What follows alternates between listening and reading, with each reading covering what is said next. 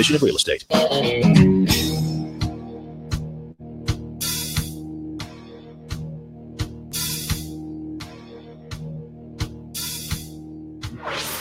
Revolutionizing the way people treat people in business. The Experience Pros, America's home for positive business talk. Welcome back to the Experience Pros Radio Show. This is America's home for positive business talk. How'd you like to double your revenue in the first 90 days?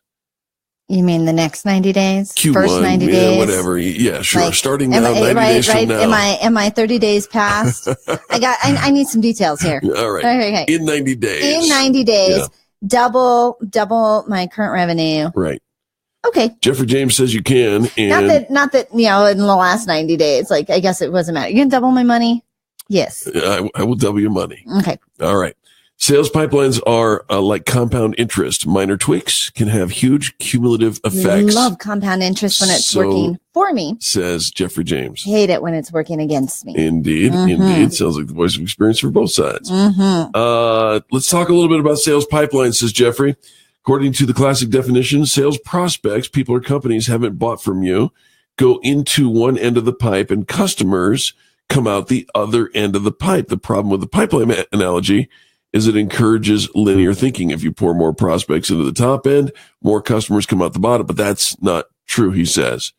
If your salespeople are following up too many leads or wrong leads, opening the spigot can actually reduce the number of sales that they eventually make. Your pipeline becomes a funnel. We've heard both of these terminologies, and I actually liked the explanation that I heard, Angel, about the difference between a pipeline and a funnel. Funnel is you put a whole bunch of people in the top and one or two trickle out. Yes, which you buy into the comment that sales is a numbers game. Sales is a numbers game. You just keep putting a whole bunch of people in, and a few people come out. And it's because the wrong people are in your funnel. Indeed. The pipeline is a better analogy. And I also agree with the idea of what Jeffrey's trying to say here is that if you've got the wrong people in the pipeline, you got a problem. Right. But the pipeline is you put a whole bunch of people in and you move them along and they all come out at the end. Yes. It's the system. They convert. Right. It's the sales system. And so, the funnel. And here's the other piece with the funnel is you put them in the funnel, they kind of all wallow around until they become customers. And there's no real activity in that funnel. You put them in, hopefully they'll become a customer, and the rest of them stay inside that funnel and don't ever come out. The pipeline it's that relationship building. It's that movement. It's that action. What happens when you meet somebody? How often, Eric, when you've heard of a product for the very first time, do you buy it right there on the spot? Nil. The numbers, there's been lots of studies of numbers of how many customers buy from that first interaction versus the second versus the fourth versus the fifth. And yet as our sales team, we tend to stop interacting after that second or third. Now, there's a ton of software now being developed, ClickFunnels and Infusionsoft and All Pro Web Tools, all sorts of different tools for us to what they call a drip campaign, right? It's got pipeline and things are dripping. I know you kind of they're not that creative, right? It's all in the same piece, but we're dripping out. We're connecting to keep our brand in front of them, to nurture that relationship, to keep ourselves top of mind so that when they are ready to buy, we'll be the ones that they're thinking of. Absolutely. And by the way, the reason we're doing the drip campaign and the sales pipeline and the funnel and all that, plumbers invented sales. Plumbers invented sales? Okay. All right. So if that were true, that would be really awesome. So, Jeffrey James says this, there are 4 specific metrics from which incremental movement or improvement ripples outward to generate huge sales. If we can improve the quality of our sales leads, the elapsed time to develop a lead, the number of leads that you close, and the average value of each sale. So let's take a little journey here.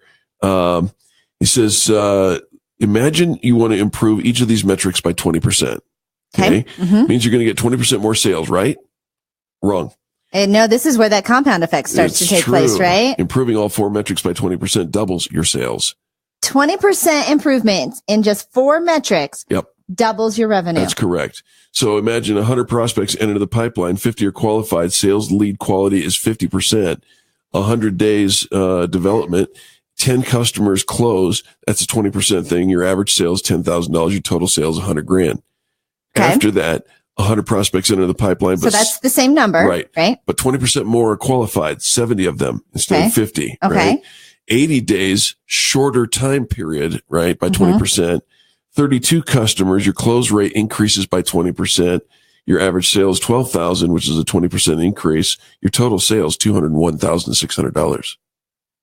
Snap. Right? Mic drop. Let's slow down. I know we're running out of time in this segment, but let's cover the 4 things that we need to look at. The quality of your sales leads. Right person in, right people out. Increase by 20%. I was chatting again. I told you I was at a meeting for my charity this morning, and they were talking about donors, and corporate was saying, just get used to a lot of no's. Yeah. And I said, I disagree with that. Amen. Right? If you're asking the right people, you don't even ask the question until you know the answer is going to be yes. There you go. The elapsed time to develop that lead. If the normal time is 10 days, work it down to 8 days, a 20% increase, or shortening, if you will. The number of leads that you close, well, that's going to increase by 20% because you're doing these things all together. And if you increase the average value of each sale, yes, raise your rates. Entrepreneurs are notorious for undervaluing what they do. And so here they go. They put out the whole spread for next to nothing and wonder why they're broke. And here's what, if you raise your rates, will you lose customers? Sure. You could lose up to 20% of your customers by raising your rates, but you'll make more money in the long run, and you'll attract more of that higher paying customer as well. Sometimes customers come in for a season, right? To help you, beta test and develop and to tweak and to hone. But they're not necessarily customers for life. Well, they're not necessarily customers for life, but again, if you maintain relationships, you get to keep a longer term on that. And the other side of the sales equation is this. It doesn't cost you more. It doesn't take any more energy on your side to sell a $3,000 product than it does to sell a $300 product. Same amount of time. Same amount of energy, and focused. Can you see how that would be? And we're not talking a 20%, we're talking a 2,000% increase. But could you see how that would be a game changer for your business? Jeffrey James, smart. We'll be back right after these messages. Top of the hour news is next. The Experience Pros Radio Show, home of positive business talk. And by the way, if you want our help to get you to those increased sales, just go to youontheradio.com. youontheradio.com. We'll be back right after this. You're listening to the Experience Pros Radio Show, America's home for positive business talk.